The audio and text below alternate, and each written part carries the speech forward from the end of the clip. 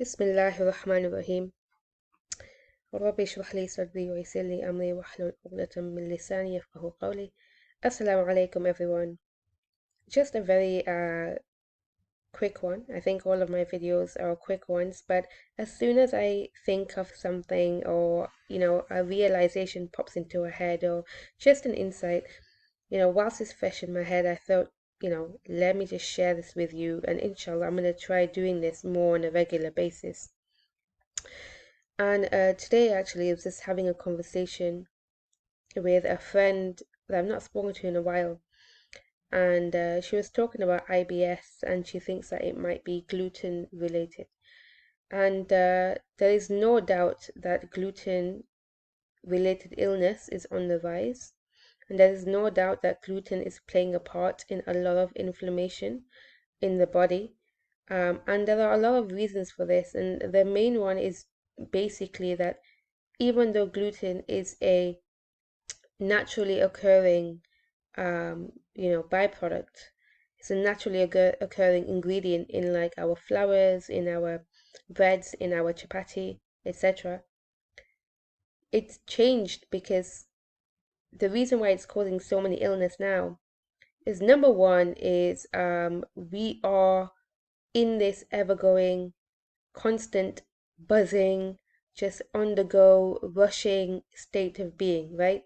So we are in this process, like our body is just like in this heightened state on a day-to-day basis. And so the hormones and the neurochemicals and all of this that is actually as a result of being in this heightened state is all heightened, and so your body and your receptors are very kind of what's the word, sensitive, right? They're very sensitive. And so that's one. So we're already at this kind of heightened state where our immune system is compromised and it's not going to be working at the best optimal standard that it could be. Instead, because of the on the go thing that we are, the way that we're living is actually reduced in the way that the function is, in the way that how efficient it is. So we're already compromised and our immune system is already functioning a lot less. And then on top of that, we're obviously eating things that aren't good for us. And gluten is the reason why it's not, we're not kind of being able to deal with it, it's not digesting properly, is because during the process by which you're supposed to make these flours or you make the bread and things, a lot of these are low in quality, number one. A lot of the farms and stuff that these have been grown on, you have to understand that it's not like a local farmer or like someone that is dedicated to high quality crops. These are going to be very industrialized, mass scaled farms that have that will have loads of GMO, that will have loads of ways to kind of reduce pesticides. It'll have pesticides all over it. They will have ways to kind of make sure that the crops are being grown to the best it can, right? So it's altered, is GMO, it's genetically modified crops, right? And then of course, where there's going to be where there's crops, there's going to be insects and things like that, and so they need to obviously spray all sorts of pesticides and chemicals and all sorts of things. So now these kind of crops are very low in quality, right? So already like these flours and these breads and stuff already have a low nutritional index. So they're low in nutritional value. So they're not as actually good for you. They're not as nourishing for you. And number one, and other thing is they already have like toxic elements to it that is already gonna affect the number one, which is our low immune system, right? So that's already going to happen. And then on top of that, we have the gluten itself.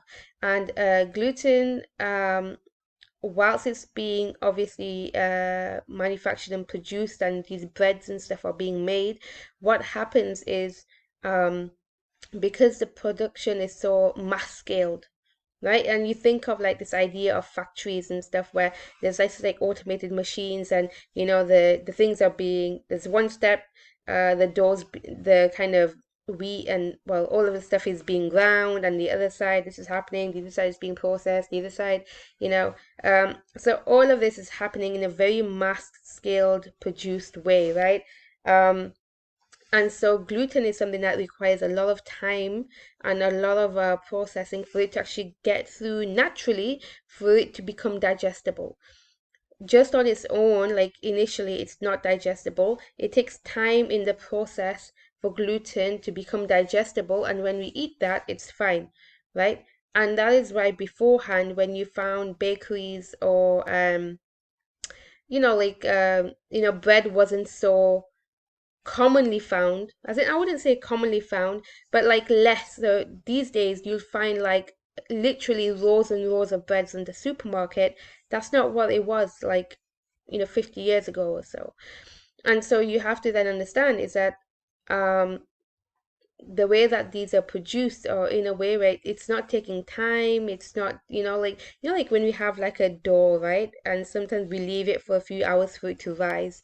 So it's kind of like a similar process, right? So it needs a lot of process to happen before you actually like bake this bread. um, and so the gluten is just not digestible in the way that it is processed now, in the way that breads are made in a mass produced way now, the gluten is just not digestible, right? And so it's going to cause us harm because it's in a way that's causing us harm.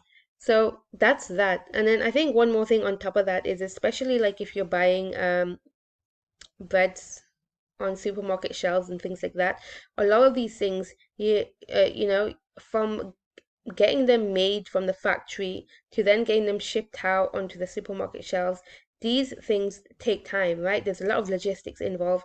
It could take days, right? Who knows? I don't know. I don't know how that works, right? But the idea is they would have had to add extra things in there in order to preserve that bread, preserve that freshness, try and make it soft and stuff, try and make the date as long as possible. Because we know that bread actually, if you bake bread at home, it doesn't last very long and it gets stale very, very quickly. So if you're buying it from the supermarket and it feels really fresh and stuff, or it's got a really long date, you have to understand there's been lots of things added to it as well. And so a lot of these things are also very toxic to our body. And there's all sorts of oils that are added to it, processed oils and stuff, which are just, really, really harmful.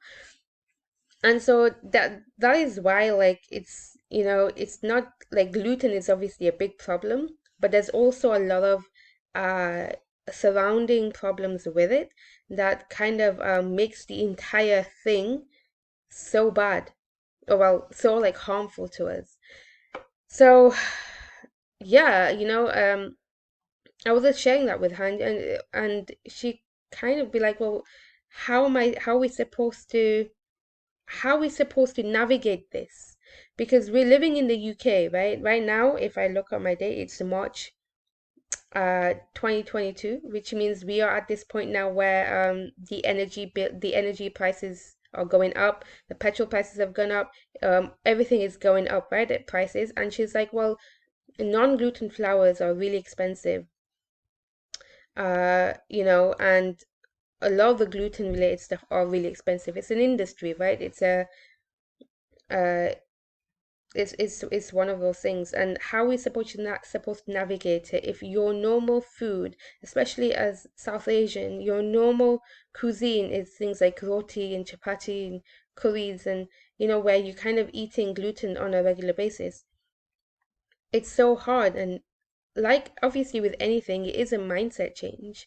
You do have to kind of realize, okay, what's more important to me? Like, if I'm suffering, you know, what's more important, that I just continue to eat and enjoy the food for that, for that kind of short-term pleasure, and then I have that long-term pain with it, or do I need to cut it out? So it's obviously there is a mindset change on making those changes, but it's not easy, like it's not easy because this stuff is everywhere. Our entire food industry is contaminated, right? And it's made so that all of the contaminated foods are really cheap to buy, and all of the things that are supposed to be healthy for us are expensive to buy, right? And it's a very kind of manipulated market. And this is why like we have such huge problems in the UK. It's not kind of like, it's a systemic problem. And we cannot like sustain this. We need to find alternatives. And and she was talking when I was talking to this friend, she was saying to me, I might as well just move back to Pakistan, grow my own crops, just have a more of a less stressful lifestyle, to have some sunshine. Right in the UK, like we hardly have sunshine, and that is a massive thing to our health. We really underestimate what sunshine does for our health, right, and our immune system, right, and it's the vitamin D as well. But it is such a powerful, powerful healing. The sun is such a powerful healing, right? And we underestimate that. And she was like, I might as well just move back. And I don't I don't blame her. I don't blame her. And I know like a couple of people that have moved back already or intend to move back to, where their kind of grandparents and stuff came from, because it is a healthier lifestyle, is a less stressful lifestyle. Yes, it might not be as developed in places, or it might not be as might not have the medical facilities, or there's obviously going to be challenges. But in terms of how the UK system is, in terms of our, the health, not sorry, the health, like how health is seen, um, the food industry, just like the way that the energy prices and everything is going up, the quality of living. It's like when our grandparents came to this country, that's not what they signed up for, right? They came here to kind of create a better life. And like generations down, we're realizing, I don't know whether this is going to be the better life, right now. So just some things to think about. But I think like you see a lot of these memes and pictures floating around.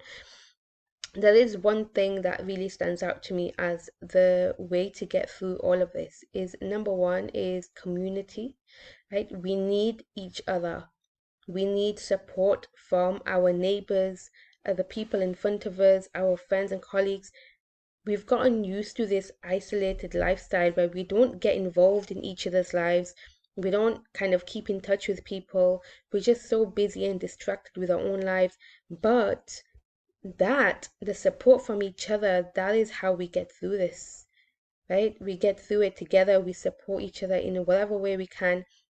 We create like little community bubbles, and if we can like plot our own, like do our own little crops and stuff between us, and you know um even supporting each other with things like childcare, and things like that, and um whatever it might be. But this is how we move forward, and this is what we need to do. But it's gonna get hard.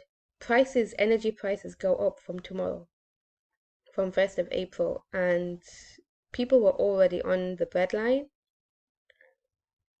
and it's gonna get really tough.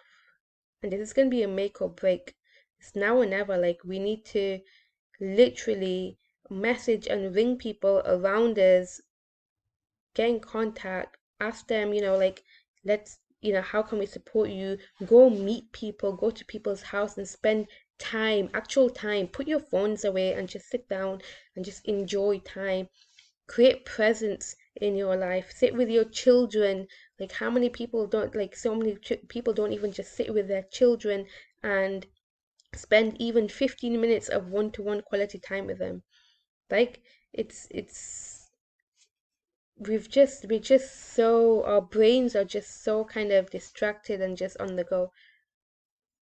It's if we don't kind of get away from this state, and if we don't focus on what actually is important, we're going to really struggle through it. um I'm going to leave it there. I kind of like went away from gluten and went to a little bit more different, but I think this conversation needs to be had either way. But thank you for listening, and take care. Assalamu alaikum.